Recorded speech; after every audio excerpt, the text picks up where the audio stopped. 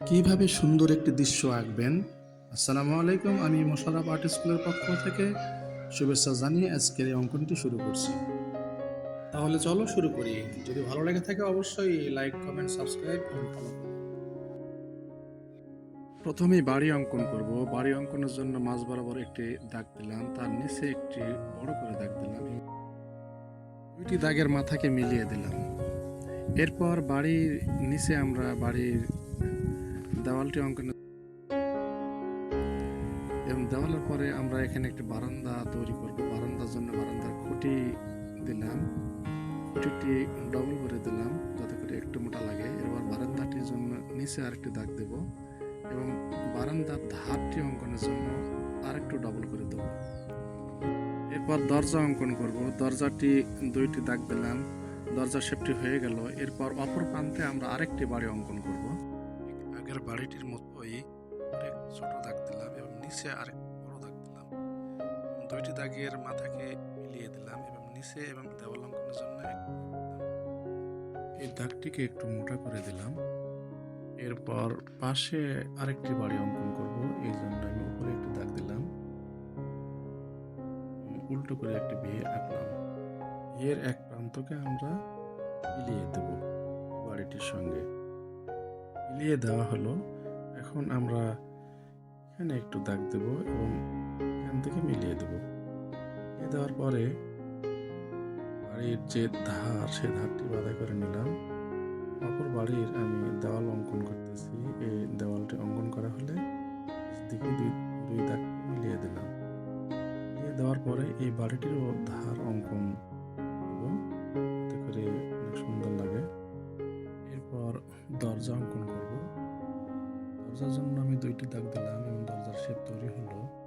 বাড়িটিও দুইটি দাগ দিলাম, মাথায় একটি দাগ দিলাম, যে বাড়িটি সেখানে দাগ দিলাম এবং এই দরজাগুলোকে আমি ডবল করে নিচ্ছি যাতে করে একটু লাগে।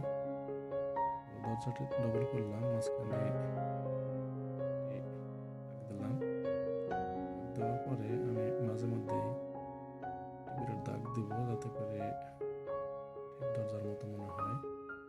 দরজাটিকেও ঠিক অপর বাড়ির দরজাগুলোর মতো যাতে করে তিনটি বাড়ির দরজা সেম হয়। আমি জানালা অঙ্কন করতেছি। জানলাটি খুব সিম্পল একটি জানালা হবে, এখানে ডবল করে দিলাম। এই বাড়িতে একটু জানালা দিলাম।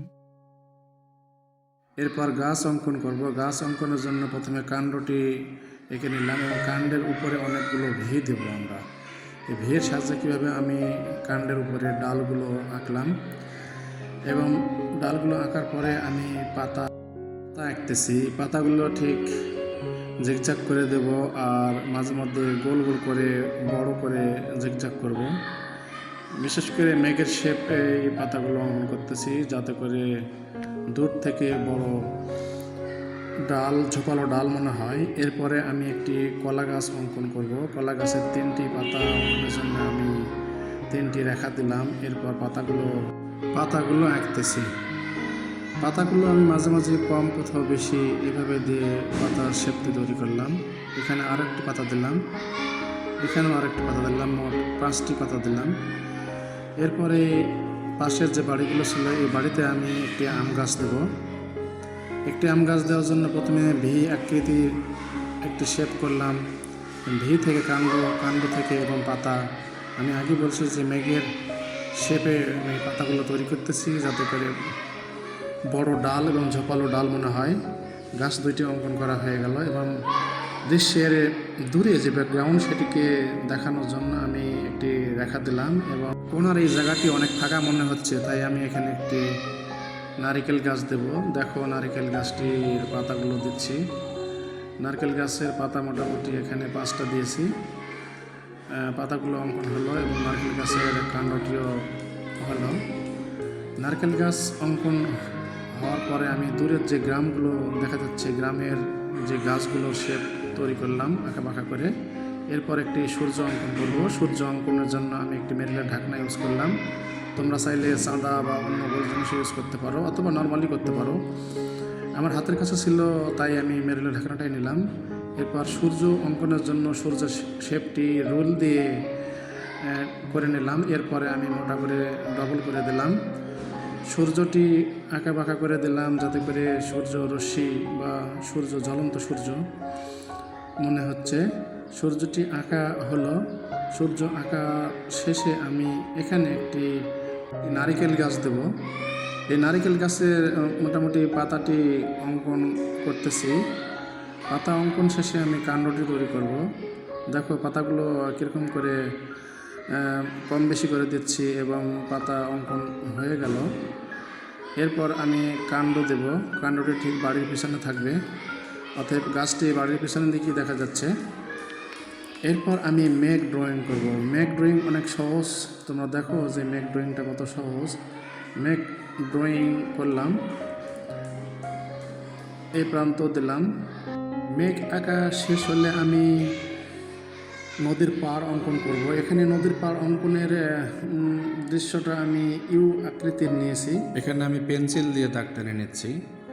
পেন্সিল দিয়ে আমি ইউটাকে হালকা করে দাগ টেনে নিচ্ছি এবং তারপরে আমি কলম দিয়ে এটিকে বোল্ড করে দিচ্ছি যাতে স্পষ্ট বোঝা যায়।